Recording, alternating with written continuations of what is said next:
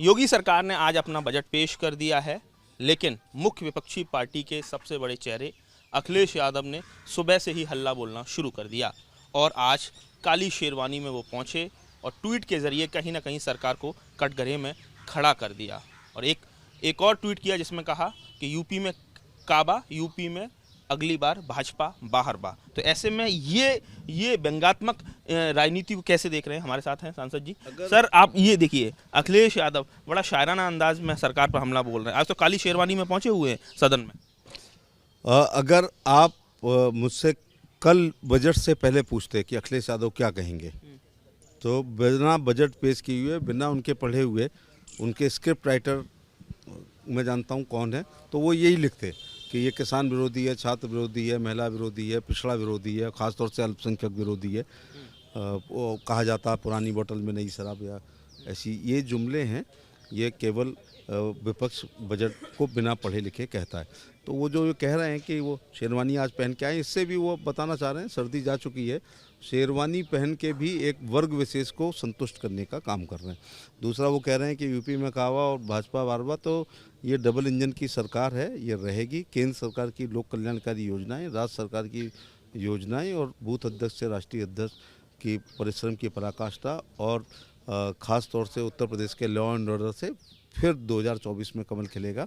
जब सपा बसपा गठबंधन था और अपनी परंपरागत सीटें, राजधानियाँ, उस पर अपनी पत्नी कन्नौज से उनकी हारी हैं, बदायूं से धर्मेंद्र जी आ रहे हैं, फिरोजाबाद से अक्षय आ रहे हैं, और ये इनको टिकटें भेड़ी नहीं गई हैं, इन्होंने चूज एंड पिक की थी।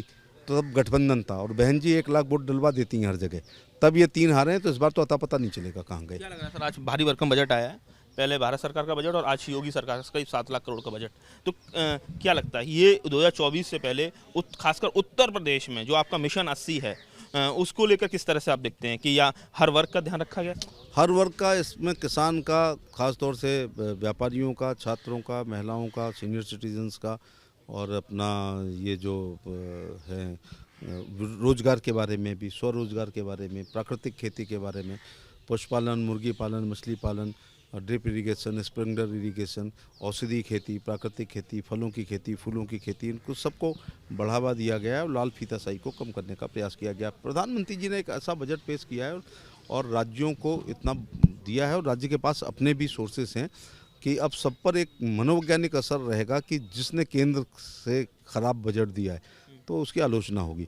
फिर हमारी डबल इंजन की सरकार है, दिल्ली का रास्ता यूपी से जाता है, इलेक्शन ईयर है, और इलेक्शन ईयर नहीं, पिछली बार भी उत्तर प्रदेश के मुख्यमंत्री ने बहुत अच्छा बजट किया था और बढ़ा के ही किया है। सारे रिकॉर्ड 6,15,000 करोड़ सारे रिकॉर्ड तोड़े, और जब 6,15,000 किया था तब पिछला रिकॉर्ड तोड़ा था। तो मैं तो 17 में मिनिस्टर था, वो पहला बहुत अच्छा हुआ था। तो एक केंद्र के बजट से भी राज्यों को सहारा मिल रहा है कि 1 साल तक का उनका ब्याज माफ़ कर दिया गया, जो और शेयर भी उनको दिया गया। तो भावनाओं से विकास नहीं होता है, विकास के लिए सड़क के लिए गिट्टी मिट्टी डाबर सीमेंट की ज़रूरत होती है, उसकी व्यवस्था इस बजट में की गई है।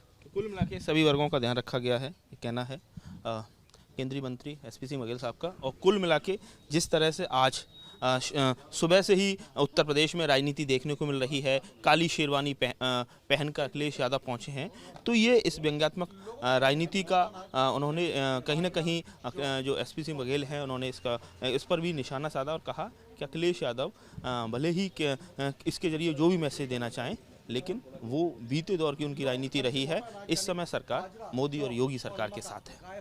अगला नितिन उपाध्याय, एबीपी गंगा।